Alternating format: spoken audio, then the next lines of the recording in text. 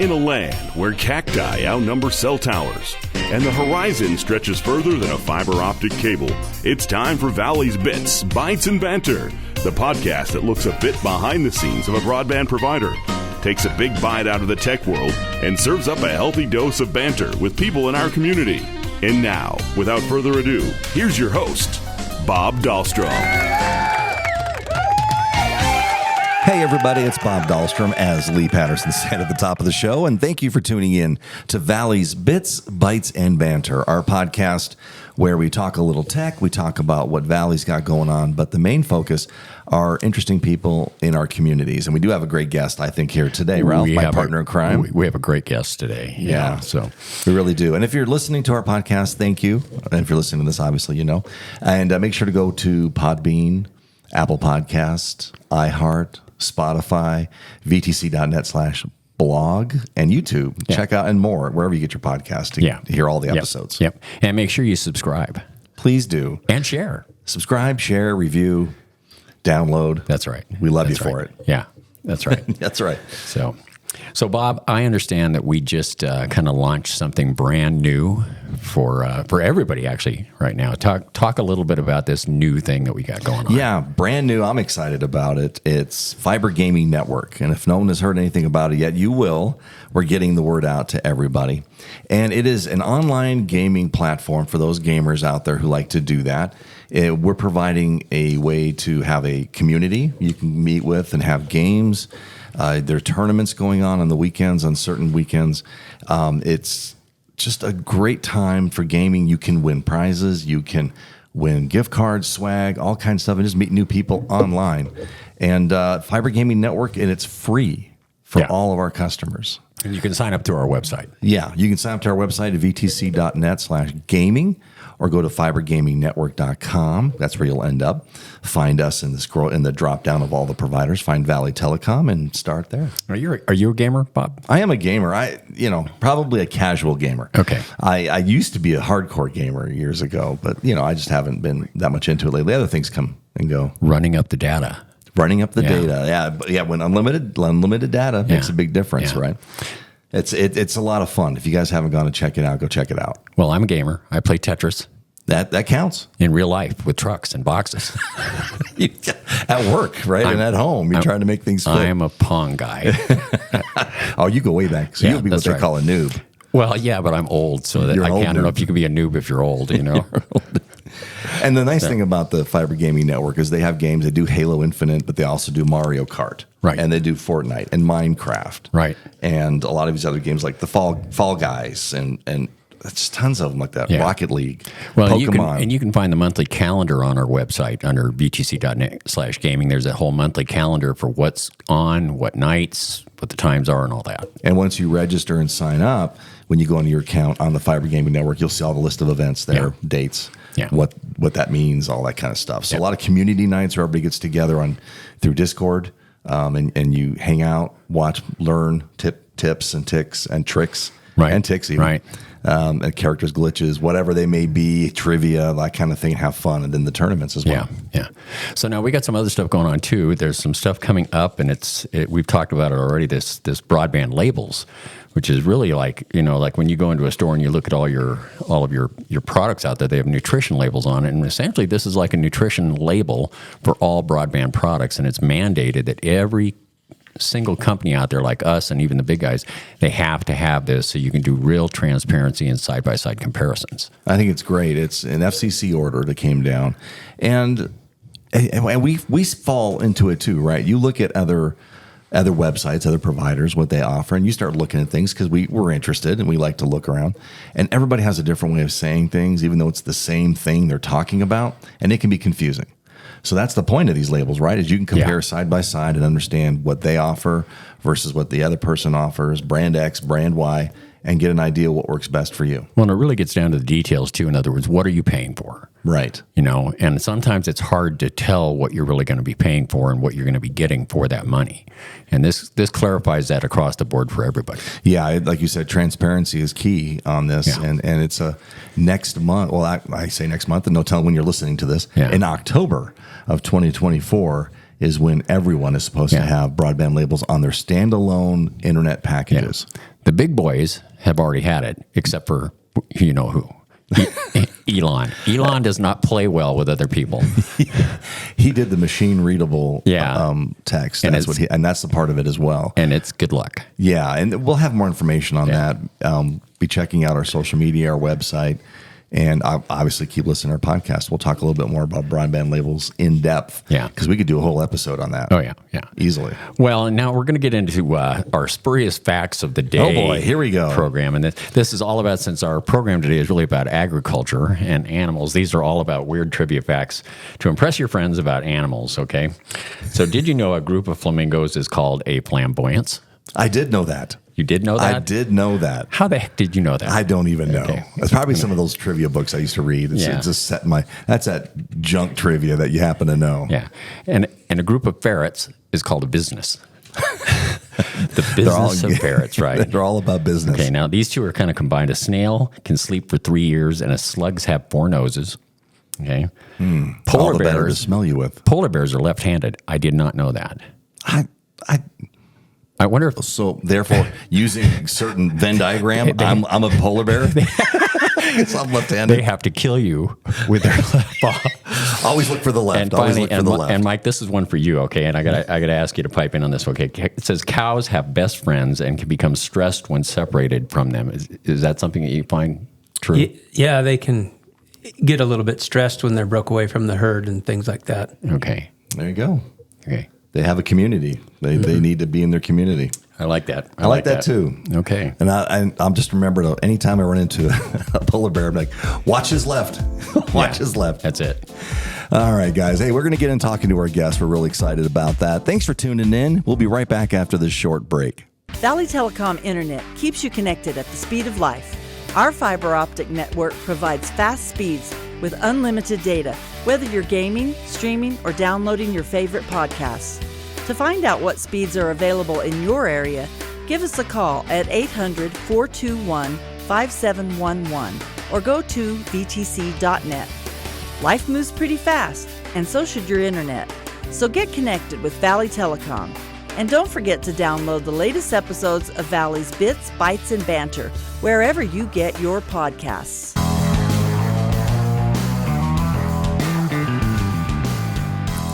And we're back with Valley's Bits, Bytes, and Banter. Thank you for tuning in. Guys, if you ever have any topics you want us to discuss, guests you think would be a great idea to have on the podcast, you can always email us at podcast@teamvtg.net. And Ralph and I are here today. We're out at San Simone Schools with our next guest, and we're excited to be talking with Mike. And let me introduce him to you. Mike, now you were in the 1998 FFA Benson chapter. Did you go to high school in Benson? Yes, I attended high school in Benson and graduated there in 2002. And then you went on to Connors State College in Oklahoma. And then from there, you went to the University of Arizona and finished up your BA in animal science, right? Yes, sir. And while you were at both schools, you did a lot of top 10 finishes at both schools, wherever you guys went. I judged competitively in livestock judging in the collegiate level, and I was very fortunate to be on some pretty good teams and have some really good coaches and get to participate. And it's kind of like playing sports in college for the ag world. You get to compete on a national level. You get to be on a team. You get scholarshiped and things like that. And so I attended Connors State College first and really got me started in my future career, which is teaching ag now. Which you started out here in 2008, right? Out of San Simone Schools teaching. And you are currently the vocational agricultural educator. We'll give you the big title of educator. And FFA advisor, which is going to be this is the busy, like it's not ever around year round, but this is a really busy time. Ladies and gentlemen, our guest today is Mike Zamudio. Mike, thanks for coming in today. We appreciate it. Or thanks for showing up, I guess. We came to you, but thanks for coming. You could have told us not to get lost. Yeah. Well, thank you for having me, and it's a great opportunity to get to speak with you guys. We appreciate that. You went. I knew when I was in college, tuition was tough. College costs offset them. So did you have any jobs you did on the side while you were going to school to help pay for costs?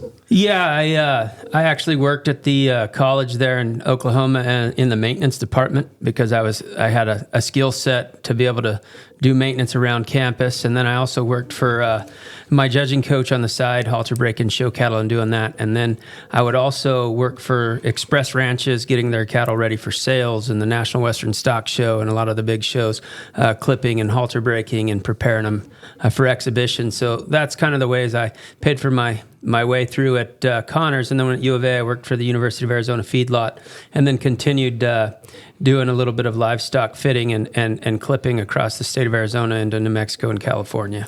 And what's great about that is virtually everything you did on the side jobs all pertained to what you were studying. Everything was agriculture. That's all I can really think of with. What I'm involved with is agriculture, and it stems from my roots as growing up in a big ag family and having a family of ag teachers and things like that. So it's kind of a family business to get into. And my wife teaches ag at Bowie, and so being rooted in the agricultural community and doing that, I really didn't see myself doing much else.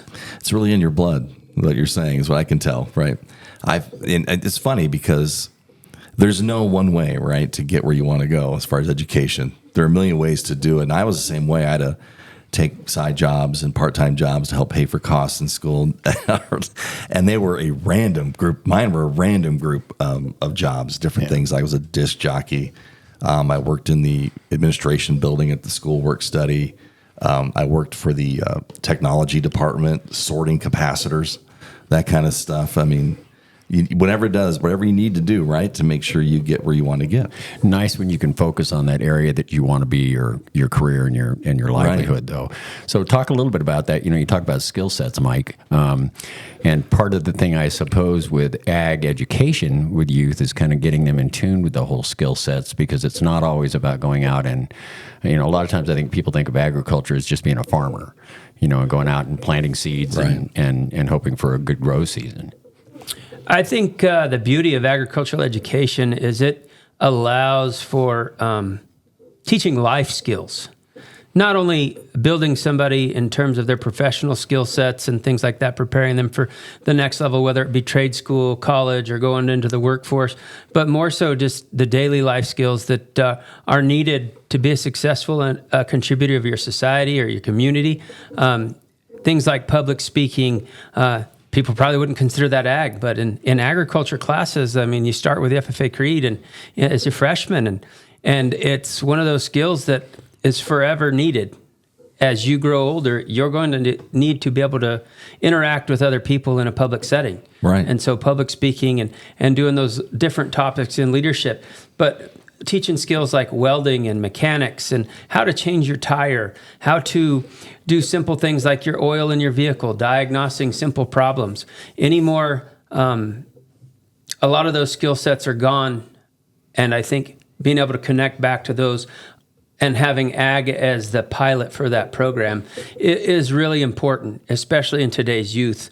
There's not a lot of blue-collar workers left in the world, right? And we're going to have to regenerate that. And having those folks that have skill sets in plumbing, HVAC, welding, carpentry, masonry, all of those things that built America to what it is, those guys are retiring, and we've got to build a workforce to replace them. So do you find that the youth really embraces this? Yes. I think that a lot of the young youth know that when we were all younger, which was some time ago, just after the dinosaurs, I think. After that. Just right after the dinosaurs, college education was what you had to have, and that's what we were taught.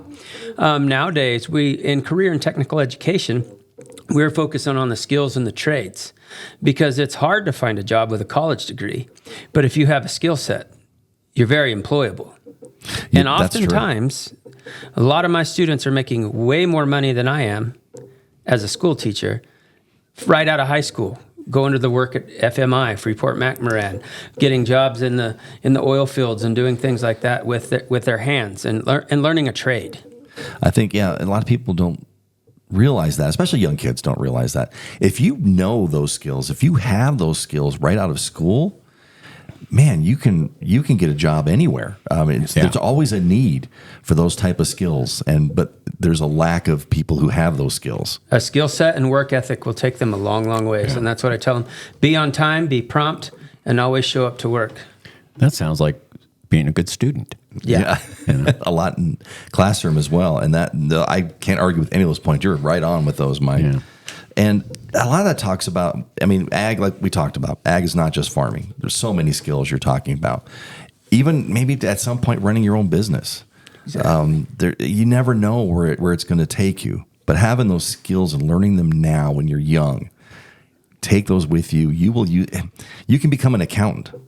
Very much so. And those skills will still follow you. Students have to learn how to manage their own SAE, supervised agricultural experiences, which they have projects while they're in high school, and they have to keep records. And as much as maybe I'm a little old school, it's on the computer, and you have to do it through the internet and things like that. But that's another skill that people have to have these days, is navigating that type of things and platforms on the internet. And the kids have to keep records and learn about management and time and all of those different things.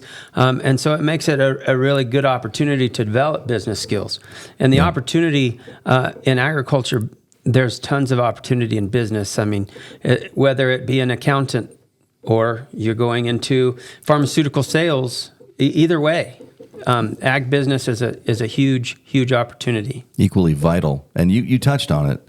So how do you use technology? How is technology being embraced in agriculture now? Do you see it at this level? Oh, we use so many different technologies, and it's getting more and more advanced. I mean, I'm not as up on the drones as some of my other teachers in the state of Arizona. There's some that are using drones in their curriculum. And my wife just got a grant in Bowie to purchase drones for the use in agriculture, surveying fields and doing that. Then that's going to be part of her curriculum. The technology is overwhelming. We use a lot with plasma cam and convert computer to metal art, or even building projects and parts and pieces. And I've got some students that are very, very talented in that area. And having that skill set as far as technology is very important. And in welding, a robot can only weld so many things. Right. It has to be where it can get to it. Yep. And there still has to be human interaction.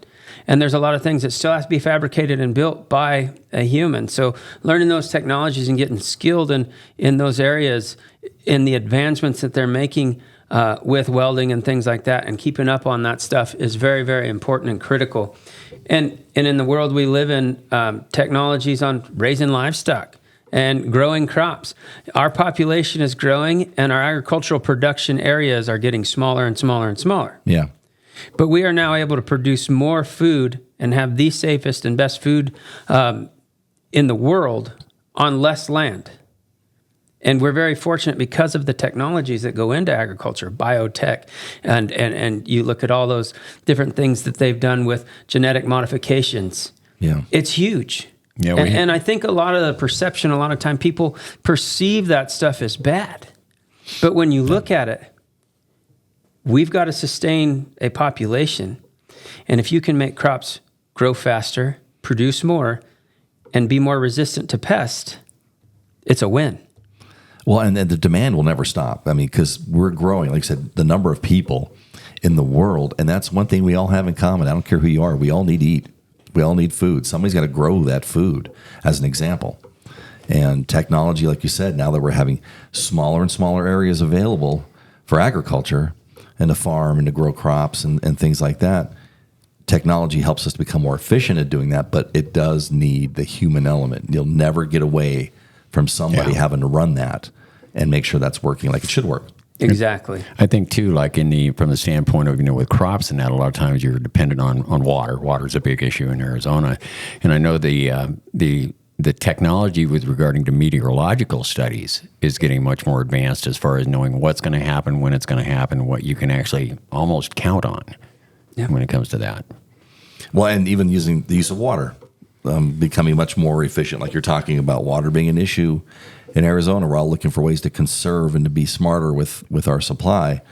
I mean, agriculture, we need that. There's a lot of agriculture land still in Arizona. Mm-hmm. And look at how water is being recycled more and more now. Yeah. Last spring, I took some students to New Mexico State University and Doña Ana College, which is a junior college, it's kind of like the little sister school. They have a whole water department that focuses on water quality and how to produce, you regenerate that water that's affluent and things like that, and how to make it clean. And those guys that take those water classes are getting huge jobs for like the major urban areas. Right. I mean, people like to play golf. Well, that pulls a lot of water out of a city. Yeah. In our area. How do we make it more efficient? How can we do those things? And that's one thing that I think agriculture is getting really, really good at, is how do we monitor the use of our water, and how are we making sure we're not abusing it so we can continue for years and years to come? I love that, how it's evolved. I mean, it's, at its core, it's always the same, but based on factors like land, water, acreage, technology, how things have just evolved to the fact that agriculture skills, every asset you're talking about touches ag. Mm-hmm. You have to know those skills, or at least know somebody who has it, and be better off you have it than anybody else. Exactly. There's nothing that didn't involve ag at some point that you do in your daily life. Right. Clothes on your back and the food in your fridge. I mean, it requires ag. That's true. It's a huge need. And I know that the program out here has been a strong program, the ag program out at San Simon, for a long time. And you've had, and I think Ralph touched about this a little bit earlier. Have you seen a lot of students that have taken ag in the high school here with you in San Simon, been in the FFA chapter, go on to college and maybe come back to the area, or have you kept in touch with some of those students, what they're up to in that area? Yeah, there's a lot of students that don't necessarily maybe come back to San Simon itself, but a lot of them are working in an ag setting or starting their own businesses in agriculture. Some of the students that have come back to the area are working for some of the farms here, but most of them are working within industry, like for stoats or doing things like that as mechanics. They're working in the agricultural field. The opportunity to work within San Simon and having that, there's just not a huge population. Right. Some of them live in the same area but work outside, but they are involved in mechanics and things like that, which ties back to what they learned in high school. Can't run a tractor if you don't keep the tractor running. Exactly. That's exactly right. You got to know how to do that. Well, we're ready to take a quick break, Ralph, and we'll be back in a little bit. We're talking with Mike Zamudio, vocational agricultural teacher out here at San Simon High School and FFA advisor. And we have a lot more to talk about. We'll be back after this short break.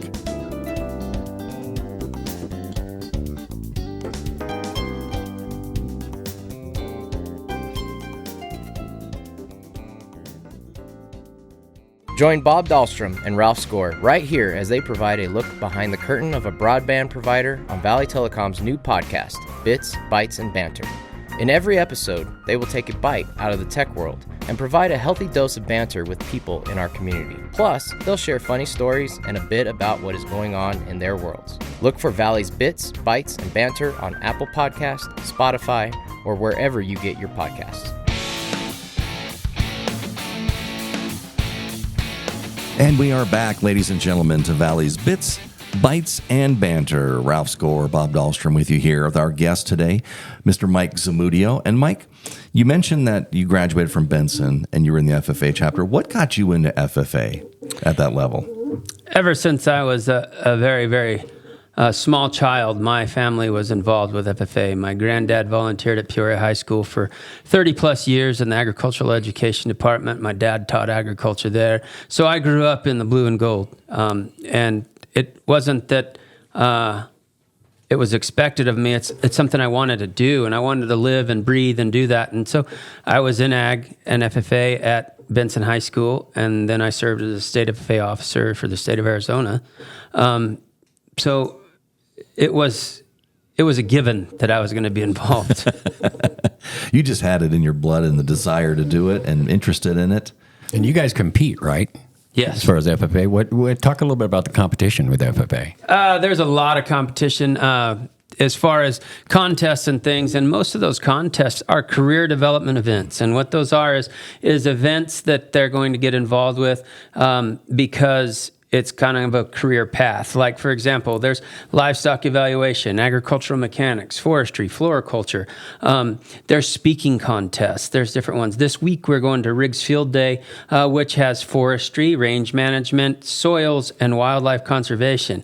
And so all of those career development events kind of have a way that they can focus you into a future career. And that's what's beautiful about agricultural education and CTE is it channels them into those interests. And there's like 30 different career development events that kids can be involved in. Right. And everybody thinks that many. FFA is just cows, plows, and it's not. There's a lot more. There's business stuff. There's Agra-Business contests. There's everything you can think of as far as down to entomology. So, I mean, the opportunity for students to get into those things is great. Next week, we're competing at the Cochise County Fair, which is huge. I think I totaled it up between San Simon and my wife's chapter in Bowie. We have over 30 exhibitors going to the Cochise County Fair from fantastic. Our community. Wow. And that's 4 to 5 trailer loads of livestock to go down there. And our school is so ag focused that we will not be in school from Wednesday and take off the following Monday because that's the county fair. It's kind of our fall break.